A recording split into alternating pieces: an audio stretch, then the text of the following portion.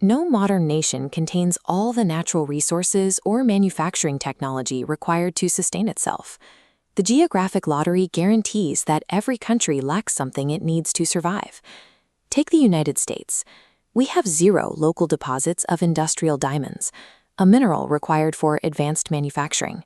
To get them, American businesses have to buy or import them from foreign suppliers. On the other hand, the United States builds complicated machinery, like this jet fighter, and sells those exports to countries that lack the capability to build them. This dynamic is driven by a concept called comparative advantage. This logic model illustrates how it works. Instead of trying to make everything poorly, nations specialize in the specific goods they can produce most efficiently and purchase the rest from someone else. Notice what happens mathematically when these hypothetical countries specialize. Total global production increases. Because more products are being manufactured efficiently, the average cost of each product drops for the consumer. This expanded global market demands labor. When the American automotive industry began selling vehicles abroad, automakers hired massive workforces to meet international demand. Pure free trade promises a world without friction, where specialization guarantees cheaper goods and a steady supply of jobs. But that theory ignores a real threat. If a foreign country pays its workers significantly less, unrestricted trade can easily put domestic producers out of business and leave local workers unemployed. To protect their own industries from foreign competition, governments use protectionism. This chart demonstrates the most common protectionist tool, a tariff. A tariff is a direct tax placed on an imported item, artificially inflating its price so local goods look cheaper by comparison. If manipulating the price is not enough, countries deploy quotas. As the visualization shifts here, you can see a quota places a strict numerical limit on the physical quantity of a foreign product that can cross the border. Trade barriers are also used as geopolitical weapons. Following the military occupation of Crimea, the United States used an embargo, a total legal ban on all trade, to economically punish Russia. Every national government is forced to walk a constant tightrope, trying to secure cheap goods for their consumers while protecting the livelihoods of their own citizens. To avoid endless economic warfare, countries often group together to form regional trading blocs. They sign treaties promising to lower or completely remove tariffs and quotas among themselves. In North America, the United States, Canada, and Mexico integrated their economies through the North American Free Trade Agreement. The policy successfully expanded trade, but faced heavy domestic criticism over fears that factories would relocate to Mexico for cheaper labor. The European Union took this concept to its absolute limit.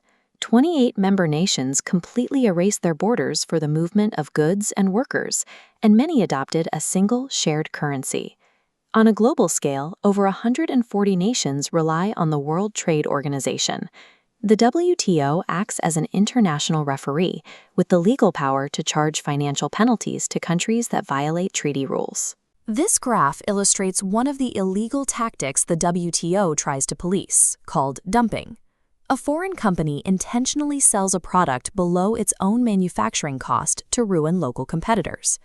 Once the domestic producers are bankrupt, the foreign company spikes the price back up, claiming a total monopoly. This managed system shifts power away from local capitals. Because the WTO's rulings are binding and can override domestic trade laws, participating nations essentially agree that an international body has the final word on their economic disputes. For developing nations in the Global South, the system operates very differently. Countries with low incomes and poor infrastructure rely heavily on institutions like the International Monetary Fund and the World Bank for loans and policy advice. But 20th century development loans often became financial traps. This scale weighs the foreign aid provided against the compounding interest of the resulting debt. A combination of droughts and falling export prices left many African nations paying out $1.30 in debt service for every single dollar they received in aid. When governments face an economic crisis and accept IMF loans, the money comes with strict requirements. Developing nations are routinely forced to drastically cut their own domestic spending on health and welfare programs just to service their international debt. This dynamic generates fierce public backlash.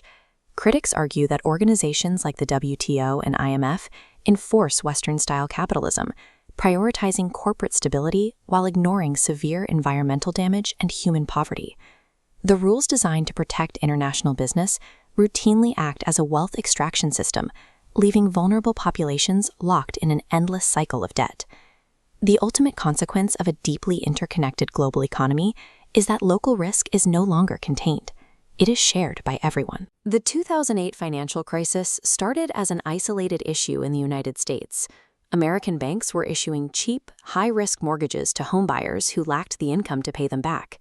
Instead of holding on to that risk, the banks bundled these toxic loans together into financial instruments called bonds. They sold these bonds as safe investments to buyers all over the planet. When the American housing bubble burst, the homeowners defaulted. The bonds instantly became worthless. Trillions of dollars evaporated, and stock markets crashed from South America to Indonesia. The panic struck Europe hard. The sudden global recession exposed years of massive government overspending in countries like Greece, Italy, and Portugal. As their public debt skyrocketed, governments neared default, sparking intense domestic protests.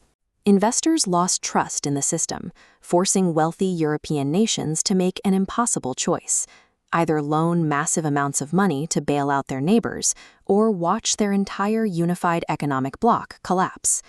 This level of interdependence has permanently tied our national fates together.